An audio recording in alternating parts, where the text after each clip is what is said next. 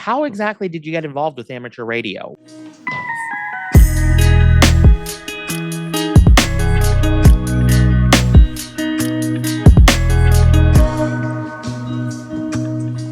All right. Well, it's a long and convoluted story, but it's something I'll try to compress down into a short amount of time. My first interest or taste in ham radio, amateur radio, was probably, I was about 12 years old or so. I got a world band shortwave radio for Christmas. And, when you get one of those, you start, tuning the dial and you listen to all of this crazy stuff from all over the world. It kind of piques your interest. So picked out a book, went to the library, got a book on amateur radio, started reading it, maybe I can get my license or something like that. That'd be really cool. And decided, at that age, I just didn't have anybody to kind of take me to the next level, get my license and whatnot. So I still enjoyed the world band radio, but the ham radio part of it, that just went on the back burner for about 25 years. Well, no, not that long, maybe about 15 years.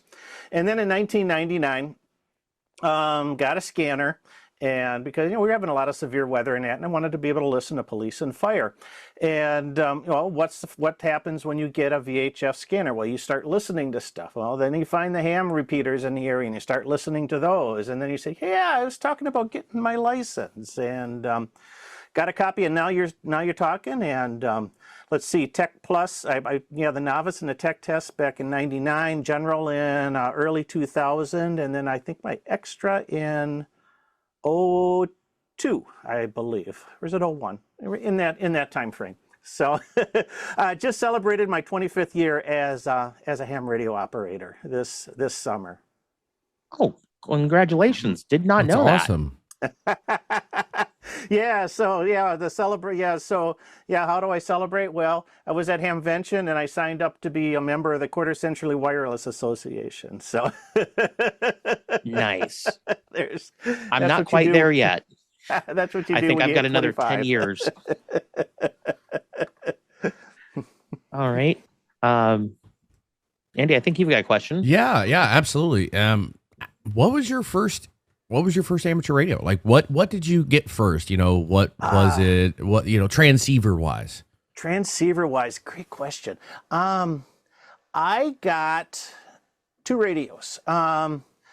I got my in-laws, my wife's from the Milwaukee area, so my in-laws lived down in Brookfield, which is a stone's throw away from, back then it was AES, but now it's the ham radio outlet store down there. So I picked up an Icom IC 2100 VHF 2-meter unit, put that in the car, and I found back on eBay back then a dual band Alinco to get me, so that I didn't have to sit in the car to play radio. Awesome. And that was my first two transceivers. I think I bought the two of those, within a couple weeks of each other to get on the air. And that's kind of, I got that. I still got that Icom. I traded that Alinco a long time ago. Part of me wishes but you still got the Icom. I still got the Icom, and I think it's sitting next to me. I think that's the one that's sitting next to me on the desk here that I used as an APRS node for the longest time after it got replaced with something else in the vehicle.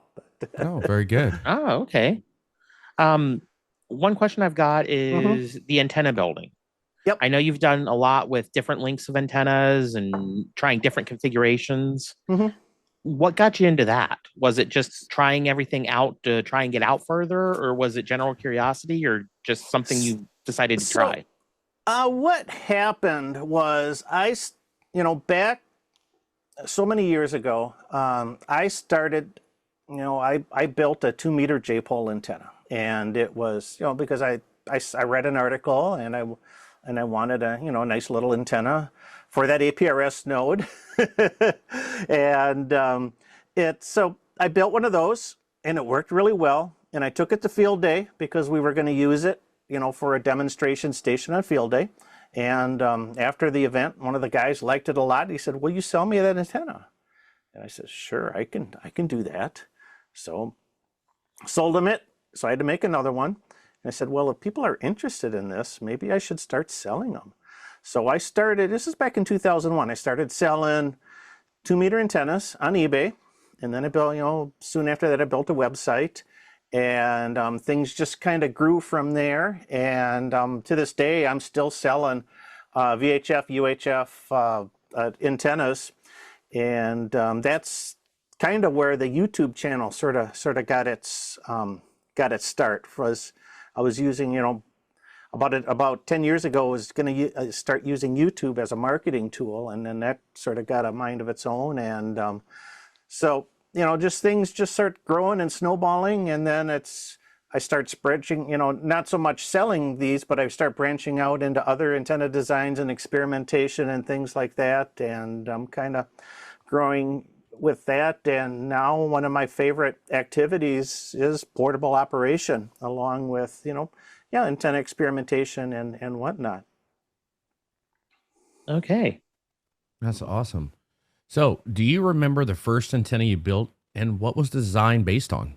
Mm-hmm. Yeah, the first one I built was, no. So the first one wasn't the J-pole. The first one was a 10-meter dipole antenna, because I was a Tech Plus, so I had access to the 10-meter band, and I picked up one of these ancient Radio Shack HTX 100 10-meter transceivers. I remember those. I was going to put that on the air. So I built a 10-meter antenna, and I stuck it in the backyard, and it was the 10-meter band, and nothing happened. Wow. And I waited. And I waited. Yeah. And I waited. And then something happened. But it's 10 meters is, I wish new hams would have access to something a little bit more than 10 meters, because it's as much fun as it is when the band is open. It can be just so frustrating when it's not, and it's more closed than open. But so that was probably the first thing I actually put together, and then just kind of went from there. I think I remember one year for field day, I decided to build a 6-meter antenna. So we were gonna, a friend of mine had a whole bunch of scrap aluminum from, I don't know where he got it from, old TV antennas or something like that. And we were gonna build a 6-meter antenna for field day. We never really quite got it to work, unfortunately, but we were almost there. Almost, but no cigar. Yep, exactly. All right. So next question, when did you discover POTA? And for those who don't know what that is, it's called Parks on the Air, and maybe you can tell us a little bit about it. Yep. So Parks on the Air is a program that really got it sort of grew out of another program called National Parks on the Air that the ARRL launched back in 2016, and this was going to be a year-long celebration of the 100th anniversary of the National Park Service. So the league, they were working with NPS and all that, and they had amateurs, all of these national parks and forests and things all had numbers, much like POTA does these days. And hams were going to go into these national parks and make contacts, and everything would be uploaded to Logbook of the World, and it was going to be a great thing. Well, it was probably one of the most successful year-long events that the league has ever launched.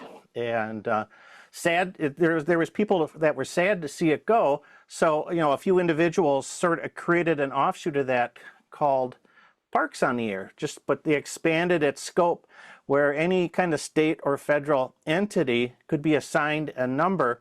And then you've got two groups of people. You've got your activators and you've got your hunters. The activators are the people that go out into the parks.